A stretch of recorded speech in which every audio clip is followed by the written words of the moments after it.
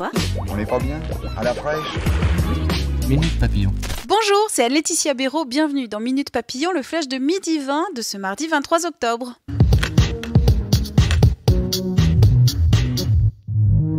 L'Arabie Saoudite en crise à la suite du meurtre de Jamal Khashoggi, a déclaré le ministre saoudien de l'énergie.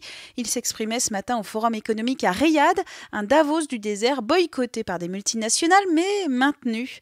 L'enquête sur le meurtre du journaliste début octobre dans le consulat saoudien à Istanbul reste nébuleuse. Le président turc Erdogan a annoncé aujourd'hui révéler toute la vérité. Christophe Castaner, nouveau ministre de l'Intérieur, annoncé sur le camp de Grande-Synthe dans le Nord ce soir.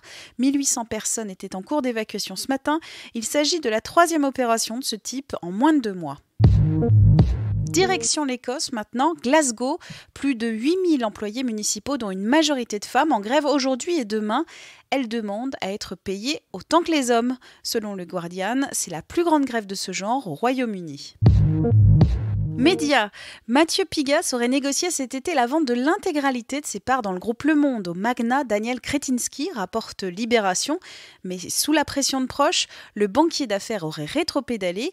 Il n'a vendu au milliardaire tchèque qu'une minorité de sa participation.